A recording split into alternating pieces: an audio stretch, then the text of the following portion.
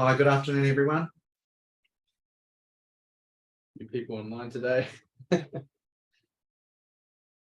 just give it a couple of minutes. We've got quite a few people joining us today. It appears to be quite a popular subject.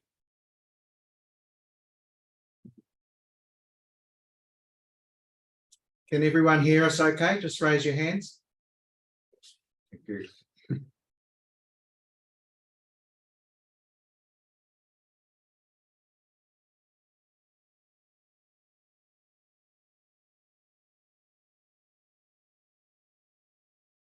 Go.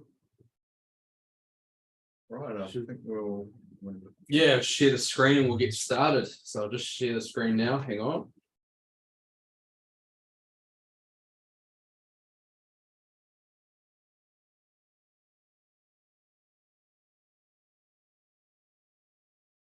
Sorry, just move this out the way so everyone can see this.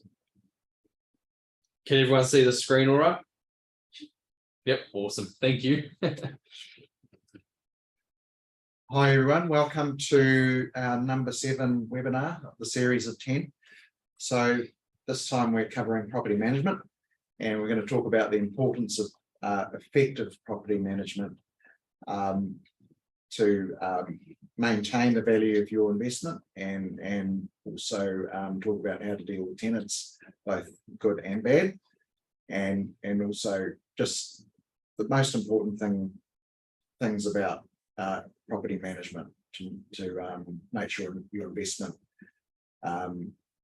keeps its value and that you add value as you go along. So first of all, because we are from Provincia, we just have to let you know that Provincia, our fund, is only for wholesale investors as defined by clause 3, schedule 1 of the Financial Markets Conduct Act. And so Provincia is not open to the general public and is open only to wholesale investors. If you're not sure if you're wholesale or not, you feel free to do an application or give us a call, and we can pretty much find out whether you're wholesale or not. So that's all the legal part over, and so shall we get on with the Sorry. Here we go. Yeah, so just a little bit about the fund quickly.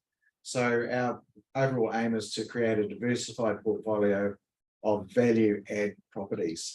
So what that means is that we're buying properties that we can add value to by increasing the rent, or the spare land, we can put extra building or square meters on it. So we're not buying buildings that are what they call trophy buildings. We're buying workhorse properties that we can add value in the short to medium term. So making the properties work and ensuring that value increases over time. So our focus is purely on industrial value add, and we're only investing in areas that have sound economics. So good business, other industrial properties, and population growth. Our niche properties are between 5 and 10 million, and the reason for that is if you have say a $20 or $30 million building with one tenant and they move out, you've got a big hole to fill. So and it can take a long time to get a tenant to fill a building. So we like to say that we're pretty good with keeping our buildings occupied. Jack here has managed the properties for 5 years, and we're happy to say that we've had 100% occupancy since day one. So that's a little bit about Provincia.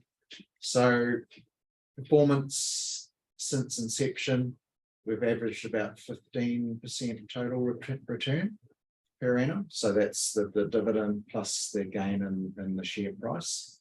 So yeah, pretty good result. So we're happy with that, and we've got a lot of very happy investors. So yeah, we started at $1 in November 17. The value of the shares March 31, 2022, they've valued at $1.56, and we're expecting an uplift as well this financial year. So Jack, do you want to take it away with property management? Here we go. Yep. We're going to talk about rent payments, the most important thing. Yeah, the number one in property management. So the number one that keeps everyone happy, keeps investors happy and making money is rent payments. So that is probably the key, the very first step. So as part of the property management, that's the first clause in the lease in the definitions. So remember a few sessions ago, we covered the lease, and it had the first schedule, which was the definitions of the lease. And then the first point on the second schedule is your rent payments. So the tenants have an obligation under the lease to pay the rent. That's what the very first clause states. And they pay it on a monthly amount. And that's what it states in the lease. So as an investor, you have the option to basically change that if you like, if it's an agreement with the tenant. So you could change it to have weekly payments or fortnightly payments or 2 monthly payments, but as a condition, it's a monthly payment. So that's the first. I do something because we have Everyone can hear us all right? Yep, sorry, I was just testing that. So that's the very first point in the lease, and that's the most key component that we look for. And part of our duties as a property manager is that we've got a really good software called Release. It's the leading software in the industry, we believe, and we keep track of that. So it gives us notifications on the rent payment date that the tenants are to pay on. So generally in the lease, it's generally the first of the month, but some leases differ depending on the day that the lease starts, and they pay it monthly in advance. So that's what you've got to remember, that always the tenants pay monthly amount in advance. So that's the key.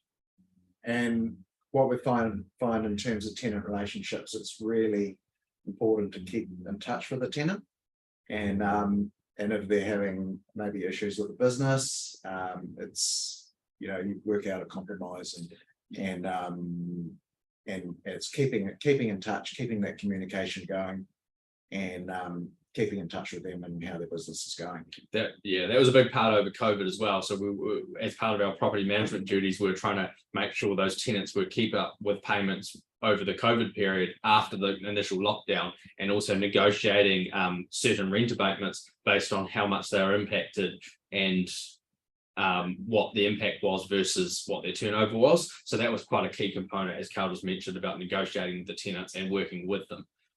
What we managed to do was actually offset that with a whole lot of renegotiations based on entering into early renewals and also renegotiating the leases. So there was some upside and it was give and take. So as part of that, we gave them discounts, but we got something out of it in return based on those early renewals or new leases or certain renegotiations of the current lease in place, which we'll cover in a minute. So, yeah, so that's number one. The most important thing about property management is making sure those rent payments come in on time. And if they don't, making sure you've got procedures in place to collect that rent and have those conversations with the tenant. So number two is the OPEX and CAPEX, arguably the second most important. So the operating expenses are generally charged to the tenant based on what's in the lease, and there's specified clauses on what you can charge to the lease. Now, the best way to do operating expenses to charge to the tenants is on a monthly amount. So the way we do it is we set a budget at the end of financial year, which is 31st March. So starting from the 1st of April, we set a monthly budget based on the previous year's operating expenses. So what we do is we calculate all the operating expenses that has been charged or charged to the landlord from the previous year. We tally that up, and then we charge it on a monthly basis to the tenant. And then what we do is at the end of that 12-month period, so we have a 12-month period of collecting operating expenses. At the end of it, the 31st of March the following year, we do a thing called a wash up. And this is all in the lease as well, but it's part of what we do as a manager. And we do a wash up. So basically we tally what we collected from the tenant based on that OPEX budget versus what was actually expensed during that financial year. Anything that's above what we charge, so if we've under recovered, so the landlord's had to spend more money on the operating expenses than the tenant, we send an invoice to the tenant for that under recovery, and we set the new budget for the following year. And vice versa, if we've under recovered we need to make sure we credit that to the tenant, that under recovery, over recovered. And from an investment point of view, it's so important to recover OPEX, because if you don't, you're paying. So that comes off the bottom line of your investment. It's a real pitfall for some investors, and you know, you've got to really keep track of the OPEX and your expenses. Yeah, and then so CapEx, generally speaking, CapEx, so capital expenditure, that's not on charge to the tenant unless you've got certain provisions in the lease, such as a triple net lease. If you've got a triple net lease, so a triple net is when the tenants pay the rent, the OPEX, and the CapEx, then that's really good because the tenants are paying the CapEx. But generally speaking, in 90% of leases or 95% of leases, CapEx isn't on charge to the tenant, because your capital expenditure are items that are replacement or improvements to the building. So that's like, you know, often maybe you're replacing the roof, not repair, because repairs of the roof are chargeable to the tenant, but replacement. So you might be replacing a whole lot of slip sheets on the roof. That's a capital expenditure, which is actually payable by the landlord and not able to be on charge into the tenant, unless that's been specified as an additional clause in the lease. So that's something to be mindful of. So generally speaking, it's the landlord's expense to maintain the exterior and the waterproofness of the outside of the building. Yeah. That's the general rule of thumb. But like Jack said, if you've got a triple net lease, it's up to the tenant to do that part of the expenses as well. Or you might see some common clauses whereby there's certain walls that the tenant has to maintain, or a certain portion of the roof. It's whatever's been negotiated in that particular lease. So there's some instances that CapEx can be on charge to the tenant, but 90% of the time it's not. So just to be mindful of that, because that does eat into your overall return of a commercial property. And just an interesting story about the last property we purchased in the fund. Jack negotiated a triple net lease, which was for 10 years. So what that means is that the fund or the landlord doesn't have to pay any capital expenditure for 10 years. So that's a real bonus, having that triple net in place. Absolutely. Right, so this is what I mentioned. These are the clauses that you can charge. This is the operating expense schedule. So this clause here represents what you can charge as part of the outgoings to the tenant, provided it's not crossed out. So for this example, clause 18 here, which is in the first schedule of the leases, outgoing. So your number one there, 18.1, that says rates or levies payable. So that's part of what you can on charge. So your rates you can on charge, and all those items listed there, you can on charge as a landlord to the tenant as part of that operating expense budget. And what we recommend is you can do a direct on charge, I should mention, so you can get the rates on when received. So usually they're quarterly rates. You can on charge that invoice direct, but as I mentioned, the best way to do it for us and for also tenants, so they have a peace of mind, they know exactly what they're paying for the following financial year, is to have that monthly budget, which is mentioned in the clause and the outgoings clause in the lease. So it's to tally all of these expenses up based on what you can on charge to the tenant from the previous financial year, and then on charge it as a monthly basis. If any items are crossed out, such as point 11 and point 12 there, then you can't on charge those items unless it's specified in the further terms. So in this case, the body corporate, you can't on charge any body corporate charges. That might be crossed out actually because it's not a body corporate property or not a unit title property, so there might not be a body corporate, in which case it's best practice to cross it out. And in this particular case, you can't on charge the management expenses. So clause 12 there, management expenses that have been crossed out. Generally speaking, as a property manager, our clients that have us managing their properties on their behalf, that clause hasn't been crossed out. So that means we can actually on charge the fee that we charge as a percentage to manage that third party property. So that's the subject to subclause 3.7. Because it's a third party, it's an unrelated party to the directors that own the building. So if you own a building and you want us to manage it, for example, or a third party property manager, that particular third party property manager can on charge their fees as part of the outgoings to the tenant, provided that clause there, clause 12, isn't crossed out. So in this particular lease, if this was an example, that clause is crossed out. So the property manager wouldn't be able to on charge those costs to the tenants to pay. And when you're looking at a property or a potential purchase, it's really important to see what's crossed out. And ideally, you want this outgoings clause to include everything, because it does affect the value of your investment. So if you've got half of these crossed out, it means that you're paying for them. So it's really, really important to make sure that when you're buying or doing your due diligence is to look thoroughly through the lease. Because it all comes off the bottom line. For example, even if you had clause 9, cost of maintenance of lawns, gardens, planted area, and repair fences crossed out. See that, that might not seem like much, but it definitely adds up, especially over the duration of the lease. So that's something you want to definitely be mindful of when renegotiating any leases or when looking at purchasing a commercial property. So rent reviews, that's another big item that we do as part of the property management here. So the rent reviews is, when are the rent reviews? So are they 2 yearly? Are they 3 yearly? Are they 4 yearly? You want to make sure you keep up with those rent reviews and you know when the date is. So we get reminders in our software that we have coming up. And what you want to do with the rent reviews is make sure you issue notice to the tenant, because there's a procedure that you have to follow with these rent reviews. You've got to make sure you issue notice as the landlord to the tenant based on what the rent review is going to be. Generally, this is the example of a market rent review rather than a fixed rent review, which we'll come to. So a market rent review is basically you're determining what the market rent is. And so the proper way to do it is to get either appraisals from market rent valuation done. So that's a market rent valuation done from a registered valuer, and then you issue the certificate. So you get a certificate from the registered valuer, which determines the market rent. Then you show the tenant the certificate, and that's you issuing the notice. The tenant then has 20 working days to respond. So that you always want to do this earlier than the market rent review dates. You can backdate if it's within 3 months of the particular market rent review, so you can backdate it, but generally want to do it beforehand. You issue the notice and they've got 20 days to dispute it.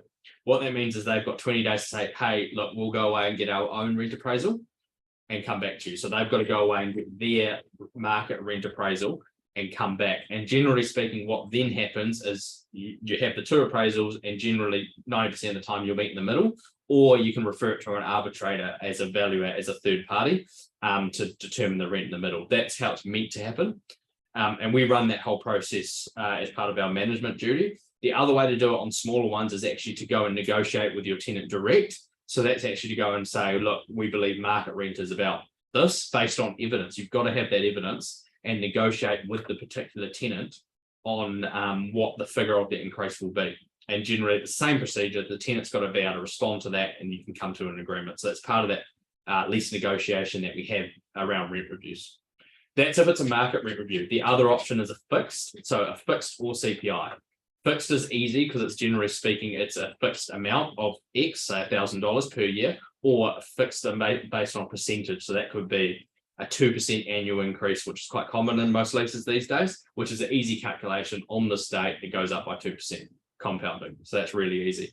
The CPI, there is a particular formula. So that's a consumer price index. So it's in line with the CPI. There is a formula within the lease, which we've got a spreadsheet for as well, that we use. And we have to apply that to the current rent and increase it on those dates. So that's the other one.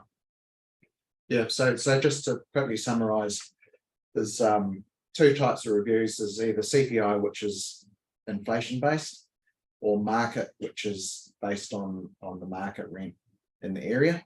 And there's also a combination of the 2. So you can have CPI every year, and say a market rent every 3 years or 4 years. So you're keeping up with inflation, and then you get a market review later on. So you're also keeping up with the market if inflation is low. That's a really good way to do it, is to combine the combination of the 2, or the fixed increases as well. So you often have your CPI annually, and then you have make sure you've got a market review somewhere probably every 3 years, especially because we're seeing market rents really going up in the current market right now. So there's a lot of people, we've seen a lot of properties actually in the past that have been indexed to either CPI, which generally speaking until this year has been very low, or on fixed increases. So they've never been able to capture the market, which means the rent that they're paying can be quite substantially under the current market, which is why we always recommend having those market reviews built into the lease, probably every 3 yearly, so you can keep up to date with the market rent increases. So lease renewals, number 4. So this is another item of property management that we handle. as property managers, this is a big one. So the lease renewal, the tenant needs to give 3 months notice. So the tenant needs to give more than 3 months notice that they're going to renew the lease. That's on the renewal date, which is in the first schedule in their lease. As a property manager or as a landlord, you might want that tenant to stay on. They might be a really good tenant, really good at paying rent. So that could be an incentive to actually go early and actually talk to them about these lease renewals. I mentioned earlier, as part of the COVID rent abatements that happened during COVID, so as part of that first point, making sure the rent payments come in, we negotiated in favor of those rent abatements. We had a lot of our tenants take early lease renewals, so we negotiated those lease renewals to be early, which essentially gives the tenant longer term leases, which actually helps add value to your investment because you're securing that tenant, provided they're a really good tenant, for a longer period of time, and that the valuers can look at that favorably, which actually increases that value for the property. So you might want to exercise those lease renewals much earlier than when they state, in which case it's just having a chat with the tenant. And then you want to make sure you document that lease renewal. So that's part of our duty here. We make sure we've got an item called deed of renewal. So deed of renewal, that basically is a document showing that the tenants exercise the renewal based on if that's a 3-year, 4-year, 5-year renewal, what the renewal period is, and it's just a document witnessing that the tenant has signed it, agreed to the deed of right of renewal from said date, and it's signed by us or yourself as the landlord. And that's a major duty of a property manager. And it's also really important for your investment if you don't have too many renewals, because you don't want the same tenant. If you've got a problem tenant and they've got five lots of 2-year renewals, so you're stuck with them for 10 years. So it's good to have a final expiry that's 5 to 6 years rather than 10 or 20 years. So you may want to change the tenant or do some work on the building. So you don't want to give exercises to renew. You don't want to give too many. It's quite common. We've seen a lot of leases, even if it's maybe a 4+4, sometimes it goes 4, 4, 4, 4. So that's essentially that particular tenant could be in the site for 16 years, which is a long time. And, it gets beyond, you're getting beyond a point when it is actually adding value, because it's really the valuers will only look at the current term. So the current term the lease is on. So that's important to remember, that you can't take those lease renewals into account, because that's when the tenant can actually leave. And so, as Cal said, don't give too long releases as a big, with too many rights of renewal is a big one. And when you're looking at an investment, it's really quite important to note that if the expiry date of the lease is coming up soon, that's a really good opportunity. It's not a lot of people see that and see it as a really big risk, but it's just a matter of weighing up that risk. And if the lease is expiring, that's a point where you can negotiate a whole new lease with the existing tenant, or you can get a new tenant, and that way you can potentially add huge value to the property. Yeah, absolutely.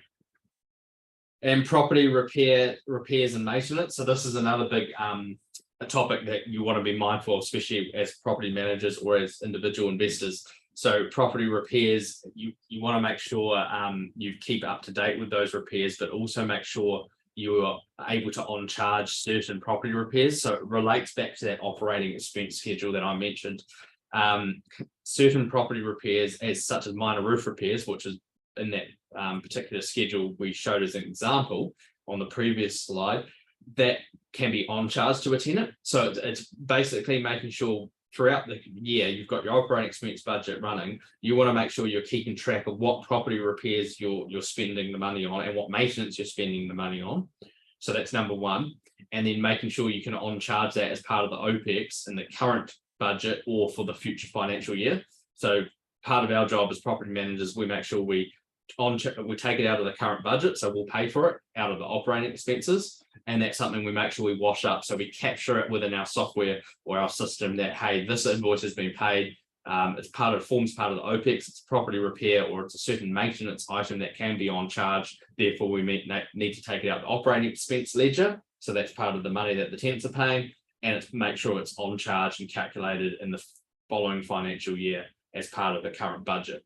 And vice versa, also certain items may not be. So we've got to make sure we classify what it is that we're on charging. Can we on charge? If we can't uncharge it, we need to make sure we're taking it from the rental ledger. That's an expense to the landlord. So that's something you need to do if you're not a property manager and you're an individual landlord managing it, making sure you're keeping track of that. And it's also important to keep those property repairs. You might have service maintenance contracts in place, which can be on charge to tenants, provided it's in the lease. And that's a really good way of making sure you're keeping up with that maintenance, because a lot of deferred maintenance can actually add up, especially with roofs. So you want to make sure you're keeping up to date with those, especially those minor repairs, rust creeping in, because if it's minor, you can often on charge it to tenants, and it really makes those roofs last over time.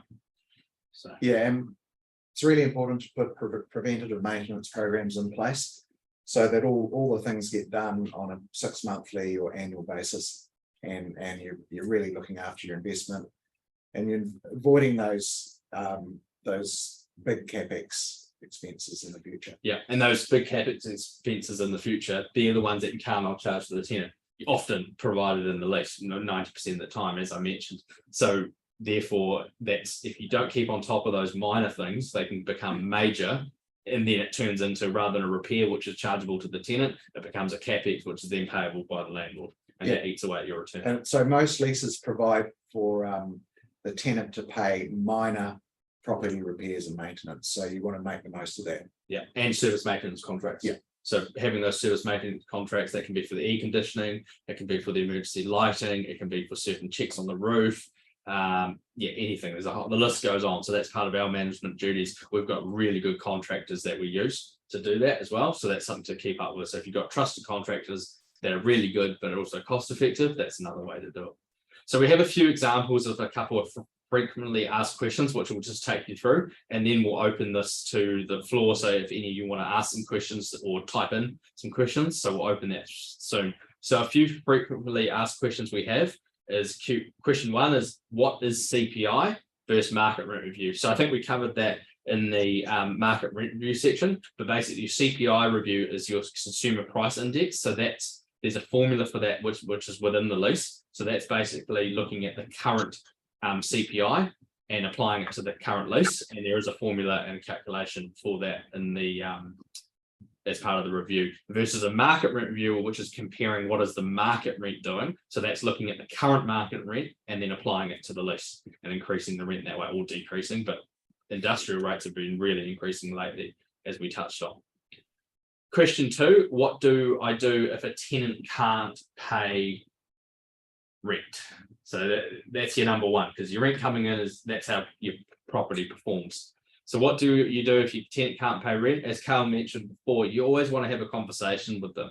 So if they miss the first day rent payment, you want to go and have a conversation and check what's going on, or so. And face to face is always really good. Yeah. So go and see them and see how the business is going, and there might be a legitimate reason, and they'll tell you normally. And then if they, and generally there's a good reason, yeah, and you can negotiate. Maybe you say, well, okay, can you pay half the rent this month and then catch up next month? So it's all about negotiation and keeping in touch with the tenant and the tenant's business. And then there's also the case where the tenant actually can't pay and they're in real trouble. So what happens there, Jack? So then we've got to issue notice. So that's you definitely want to issue warnings to make sure you've issued notice in writing. That's generally on day 3. That's part of our procedures as property manager or as a landlord. You want to make sure you've got that in writing so that you've issued notice. Because once it gets to 14 days in arrears, that's when you can start issuing a Property Law Act notice. So that's under the lease. So you issued your arrears notice showing that they're in arrears, they need to pay. Then you can go and take it to, once they're 14 days in arrears, that's when you take it a step further with a Property Law Act notice. And that's basically saying if it's not paid within 20, well, currently it's 30 days, which was being changed over COVID. If the rent's not paid within 30 days from that notice, then you can seek to terminate the lease. So that's when you're really getting heavy-handed with the tenant. But so quite we don't see many terminations. Quite often we serve the Property Law Act notice, which you have to serve in person, and then the rent will turn up the next day or the next few days. So that's really saying to the tenant, if you don't pay, you're out. So most tenants have plant and machineries, and it's a real hassle for them to shift. So they find the money in the end. Yeah. normally. But to get to that point, as you mentioned, is very rare to get to that point. And often your conversation might lead to their initial conversations might be the tenant might be not doing good, especially in this environment. And then what you might look at doing, which relates to our third question, which I'm coming to, is you might actually look at, okay, well, why don't we move the tenant on? So that you might actually negotiate that, right? Your business isn't performing. So what we're going to do is we're going to go and find a new tenant, but you're going to have to pay those costs or half those costs because there's obviously leasing fees and pay rent until they take over. So what you're basically doing is agreeing with them to leave whilst you're able to find another tenant. We've done that with a few tenants, especially in the portfolio, and it's worked out really well because we've been able to make sure we recover the current rent from the tenant, move out a tenant that's perhaps business isn't doing well, that don't want to be in the building, and get a brand new lease from a new tenant, often higher market rate. So it actually works out in our favour as property managers, or in the landlord's favour as a landlord, because you can come out the other side with a better tenant, better lease terms, more rent, and added value. So those conversations can lead to that. So that's why it's important to keep a good relationship and keep communication with your particular tenant, which is what we do as property managers. And that relates to question 3, which we have coming up. So the question 3 is, what do I do if my tenant doesn't want to renew the term? So we're coming up to a lease renewal, and your tenant decides, rather than saying, hey, I'm going to renew my lease for X amount of years, they might say, look, business isn't performing, I want out. And so that's why it's always good to have that conversation more than 3 months early to find out what they're going to be doing. And if this is the case, what you want to do is get agents on board ASAP, especially even with industrial, really low vacancy at the moment. So it's really easy to fill other industrial properties, provided they're in good areas. But what you want to do is talk to different agents and get them to start advertising that space for lease. And it's similar to what you do if you are negotiating with a tenant to leave. So you're making sure you've got a new lease, the agents in place to start hunting to find really good tenants, and you start negotiating that lease so that when the tenants vacate dates, the end of their lease comes up, they move out and you can get the new tenant in, provided the tenant leaves the premises in good condition. So there's some clauses in the lease, which is a make good clause. So the current tenant has to basically leave the property in a condition that it was in when they moved in at the start of the lease, bar fair wear and tear. So what we'll do is I'll just stop sharing now. So I'll stop sharing this slide. And what we'll do is we'll just open it. So if anyone's got any questions for us, feel free to either type them in the chat bar on this or unmute your mic and ask us direct, either or. So yeah, feel free if there's any questions.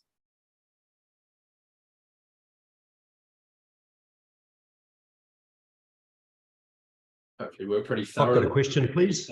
Yep. Just in regards to the making good, under the standard deed of lease, it mentions something along the lines of painting any areas that were previously painted at commencement. Am I interpreting that correctly? So that would require the tenants to repaint the premises? Yeah, in certain areas. So if they've basically, so when you start the lease, you should have the condition report basically when the tenant's starting. So the tenant needs to leave it in that particular condition that it was. So if they've added, they've damaged certain sections or repainted certain sections, then you can ask them or negotiate with them to, because it's part of the make good is to have it what it was at the beginning. Yeah, so that's it's a really good practice to have a thorough inspection at the start of a lease. We've seen leases that have gone for 16 years, and because there was no photos at the start or plans, it's really it's very hard to make the tenant make good to what you want. So what we do is we take photos and have a really detailed report at the start of the lease, so you know exactly what condition it was at the start of the lease. That's really quite important. And they might have left it in a better condition when they come in. So that's something you could say, look, I'm comfortable, I'm happy with it as it is. But it's up to you as a landlord, because at the end of the day, they have to leave it in the condition, if not better, than when they started. Thank you. It wasn't clear in my mind from 8.1c whether it was referring to if the tenant had painted it when they came in and therefore they had to repaint it, or just if they had to restore the condition. So thank you for that. No problem. Thank you. Good. It's a good question. And we've got a couple here on the chat. So we've got one question here is do you guys ever venture outside of industrial when purchasing property? Also, what sort of return are you seeing on an industrial in the current market? So the question so basically with Provincia, so this is our property fund. Do you guys ever venture outside industrial property? No, that's our answer. We love industrial property. That's what the fund's built on. That's what the fund's only going to invest in, especially in the future. As those initial slides showed at the start, that those are the returns that the fund's performed. And you'll see also research from Colliers, JLL, CBRE, those major agencies, that industrial has always outperformed for the last 10 years.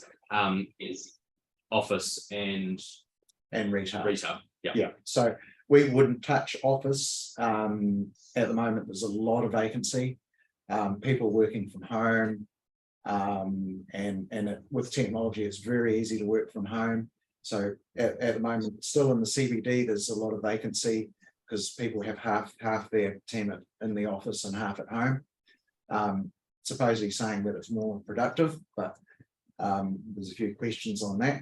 So yeah, we definitely keep away from office because of potential vacancies. Retail is similar. So a lot of vacant shops around at the moment. People are preferring online. So when you're purchasing online, you're buying straight from the warehouse, basically. It's going straight from the warehouse to the consumer, which is also great for industrial. Because of logistics. So the logistics companies, we've seen such a huge demand in logistics and warehousing really push up, especially on the back of COVID, and that's pushing up returns even higher based on square meter rates. And that's so the next part of that question is what sort of returns are you seeing in industrial in the current market? Well, in Auckland, returns have increased. The yield as such has increased because of interest rates. So purchasing wise, people are buying around the 5.5% market now. So it's crept back a bit. End of last year, we were seeing yields around the 4% mark. Yep. So, it has crept back a bit because of those interest rates increases. But what's really interesting is square meter rates and market rent is really increasing. So that's something to be mindful of because the square meter rate, which is the market rent that the tenants are paying, is really going up and up. For an example, last year we had market rates at the start of last year, roughly around 125 per square meter for your standard 1,000 square meter odd warehouse. Now in East Tamaki, let's say, now we're seeing market rent around $150 or north of $150 a square meter. So that's a substantial increase within a year. That's just an example. So question from Alistair. Please cover off what is a triple net lease, and I'll hand that to Jack because he's the expert in leasing. So triple net lease is with a triple net lease, the tenant pays the rent. So the tenant has to pay the rent, the tenant has to pay the outgoings. So the outgoings is what is on that specific schedule or what's included in the lease. And with a triple net, they're also paying an item called the CapEx. So the capital expenditure you might need to do on the roof, for example, replacement of slip sheets for the roof. So capital expenditure that a landlord would generally need to pay on a triple net lease is paid by the tenant. So the triple net lease basically means for the duration of that entire lease, the landlord does not spend any money on the building. That's no money on operating expenses, no money on capital expenditure, because that's all down to the tenant. So the tenant is fully liable to pay all capital expenditure and all rental for the duration of the term. So that's basically the strongest lease you can get in commercial. And what's really good about it is the tenant has to look after it for that whole term. And it's just like we've touched on the make good clause. So Carl mentioned when you go through a building, you take lots of pictures when you at the beginning of the tenancy, the beginning of the lease to look at the internal part of the building. With a triple net lease, what you want to do is do it on the outside too, because the tenant needs to maintain that entire building for the duration of that term. And that's why it's the strongest type of lease you can get, and it also adds the most value if you can negotiate a triple net lease. So 3 of our properties in our property fund are on triple net lease. So any more questions? I have another question, if I may. Daniel? Sorry. Thank you. Situation where an outgoing tenant at the end of their term on sells some of their existing fit out, which is to suit them, but want to ensure that if they don't do making good, removing the fit out, therefore requiring making good and repainting, that the new incoming tenant is responsible for making good to the original condition. I wonder if you've come across that before. So for clarity, it started very nice. It needed making good at the end, but because there was someone buying the fit out, they didn't do the making good, but ideally you'd want it restored to the original condition as it would be if the incoming tenant didn't buy the fit out. Yeah. So often with that incoming tenant, so that's the quite a tricky situation, because there's also another clause in the lease as well, which is on Schedule 5, which is the chattels. So you want to have that almost comes into play here. So that's what is specified in the lease of the current tenant. So the tenant that's sitting there, what are their chattels and what are the landlord chattels? And then the chattels that tenant's selling, so that fit out, for example, that tenant's selling, then it relates to that incoming tenant, what's in their lease, so what's been negotiated and what's their chattels. So that probably the key part answer that question is to look at what's actually in the documentation and what chattels are owned by that tenant coming in and what chattels are owned by that outgoing tenant, because that will specify the difference. And then based on the Sorry, I was going to say, I guess the incoming tenant, you could put in the schedule of condition that it will be reinstated to new condition.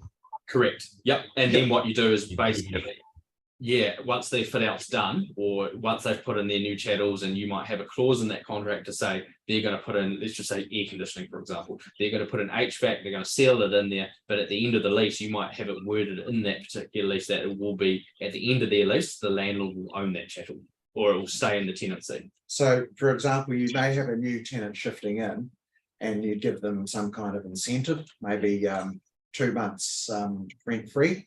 But the condition of that is that they restore all the chattels to new or newish condition at the end of their term or their lease at the start. You could do it at the start as well. All the start. Then get the photos, and then they've got that obligation as a make good to have it what it was when they moved in. So it's quite a common way to do it. So incentivize them, they fit it out how they want, but at the end of the lease, you inherit it, and they've got an obligation to make it how it was, how it was after they did the fit out. That's the best way to do it. But you've just got to make sure you've got those clauses put into the third schedule of the lease. So that third schedule is that end of the schedule, and specify how it all works. Thank you. I guess for clarity, in this case, the outgoing tenant would leave it in the existing condition that requires making good, but would need to make sure the incoming tenant understands that they need to make it good to the new condition, not the condition they received it in. Correct. Yeah. And have it very clear. Okay, thank you. Arguments. Thank you. Cool. There's another one here. Have you guys tried industrial outside of Auckland? Any thoughts purchasing outside of Auckland given higher yields?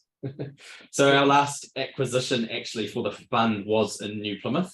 So that one that I just mentioned about that we negotiated the triple net lease on, that's the last property we purchased. That was in New Plymouth, so out of Auckland. That's the first property the funds bought outside of Auckland. But in relation to that question, so yes, we do like outside of Auckland properties, as long as they're in areas that have high growth. So really good industrial precincts. In this particular case, it was in Bell Block. So Bell Block in New Plymouth is just over 2 kilometers away from the airport. So it's the main industrial hub of New Plymouth, and it had really low vacancy rate. So really good tenants surrounding, but all industrial tenants, low vacancy. And so that's what we look for and what the growth is going to be in the future. And also with that one, it was a sale and lease back. So during the due diligence process, we were able to negotiate a really good lease. So a 10-year lease. Triple net. So had everything going for it, had a great yield. And so about 0.5% better than Auckland. And we would, in purchasing outside of Auckland, yes, you do get high yields because it's that trade-off of growth. Auckland's got the highest growth because of limited supply of industrial parcels. I mean, you look at East Tamaki, for example, you've only got some land at the entry to Highbrook. That's all there is to available in terms of greenfield site, and the rest is brownfield redevelopment. So you've got limited parcels of additional industrial land that's been zoned, and especially close to the city. So that's really pushing up square meter rates, which in turn relates to the demand and future rental growth. So Auckland's got the highest growth, but the trade-off is you get higher yields outside of Auckland. But make sure when you go outside of Auckland, you're also making sure you look for that capital growth as well. To like such as Christchurch, that's quite a good area at Hamilton, because there's limited parcels of industrial in Hamilton, and likewise with Mount Maunganui as well, or Tauranga as well, sorry. But you want to be careful to make sure you're checking what the vacancy rate is, so that if a tenant does leave or gets into trouble or goes under, that you can actually get another tenant in that space, returning this a similar or same level, and how easy it is, because a long period of vacancy can actually cost you quite significantly and damage those returns to commercial property. So you just got to be mindful of that vacancy risk. And just another question there, do we manage the property in New Plymouth? And the answer to that is we're able to do that from afar. We have a good relationship with the tenant, and we trust that he is maintaining the property to a good standard. It is his responsibility, but we do go and visit the property on a 6 monthly basis.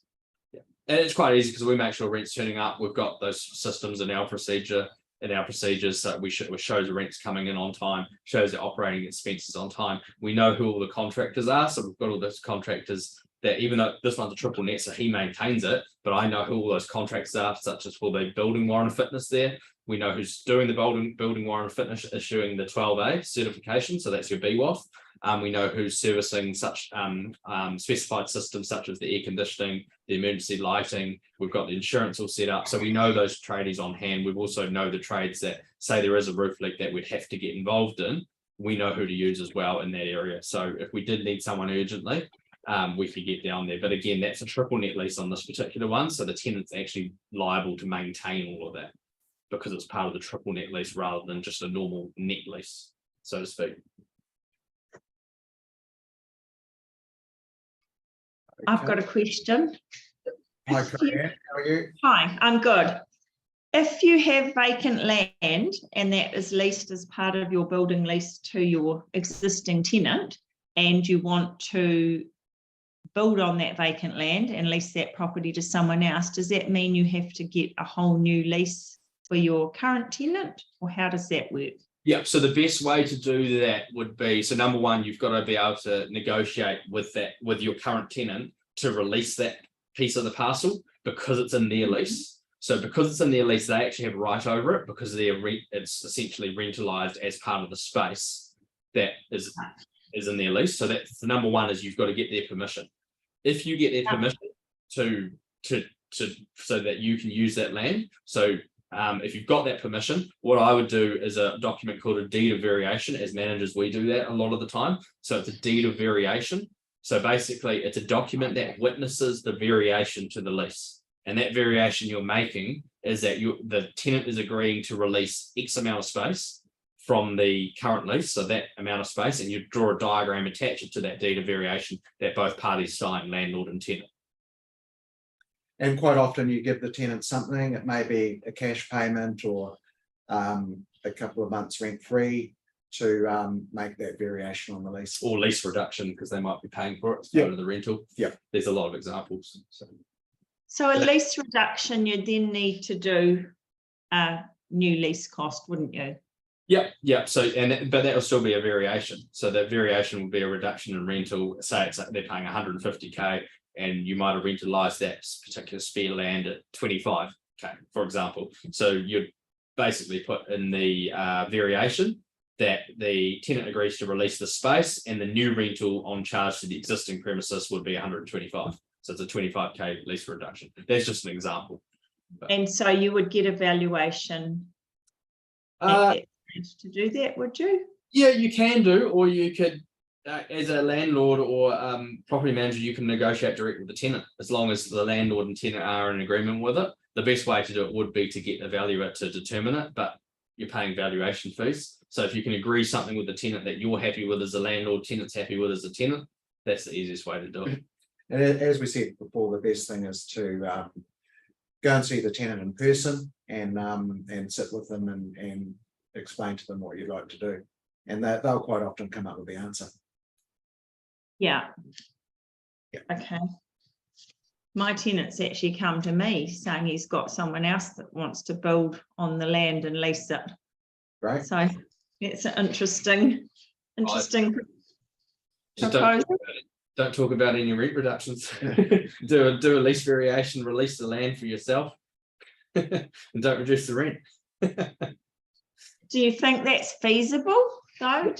If he agrees and you get that lease documented as a lease variation, that is very feasible. Yeah.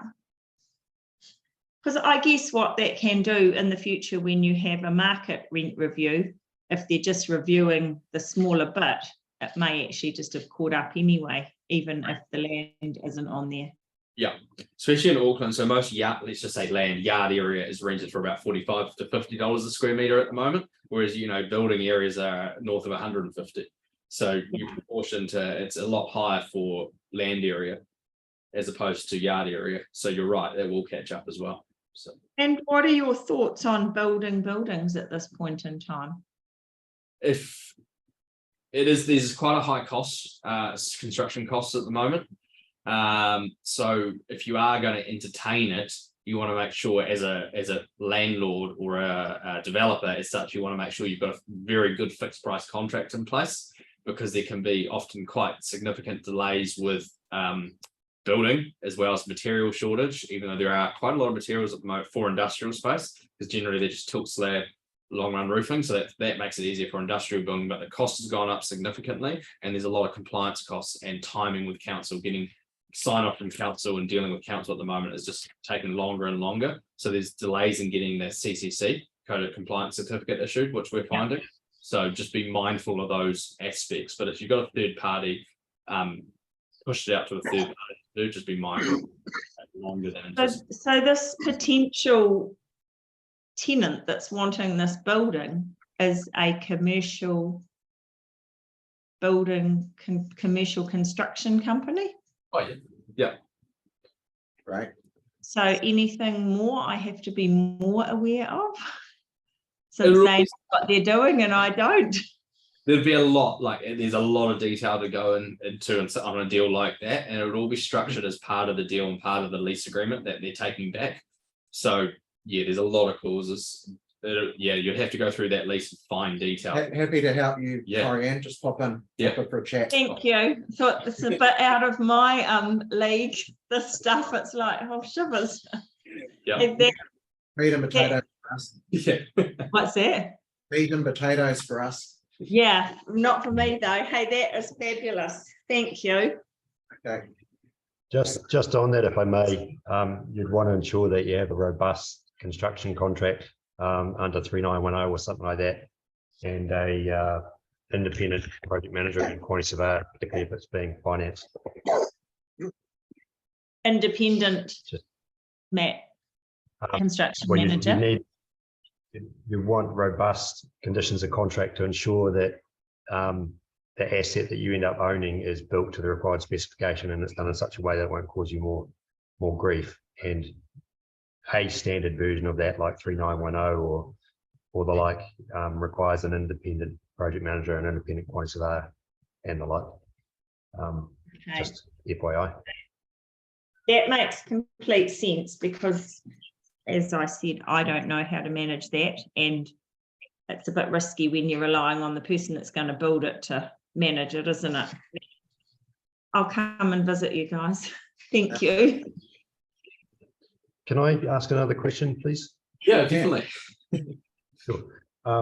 So this question is similar to my other question, but it relates to clause 20.1 reinstatement. So similar situation. You've got outgoing tenant. In this case, they don't do the reinstatement. You're lucky enough to find an incoming tenant. They were in a rush to get in, and they were happy with the current condition. However, I noticed that under 20.1, unless you do the reinstatement works yourself within 6 months, you can't recover that cost from the outgoing tenant. So we're left in a situation where, sure, the new tenant was happy with the condition, but when they leave, we will then suffer the cost of reinstating it to the condition it should have been when they moved in. I don't know if you had any kind of thing to add on that, but it might be more of a cautionary tale. Yeah.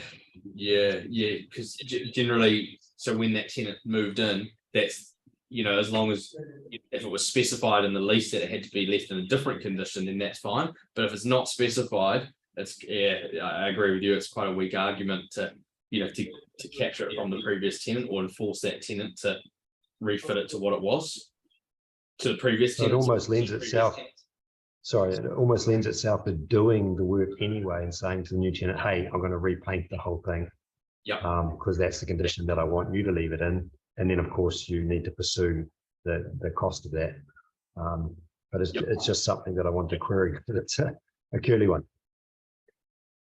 And you could do a deed of variation for that. So that's something, you might as a landlord be willing to spend that capex on the building just for your own peace of mind and make sure the building looks tidy. But what you might do is say, hey, look, to the existing tenant, you're going to do this X amount of work, and this is what I'm going to do, and specify that in a deed of variation. But as part of that deed of variation, they've got an obligation that it's going to be left in that particular condition when they leave.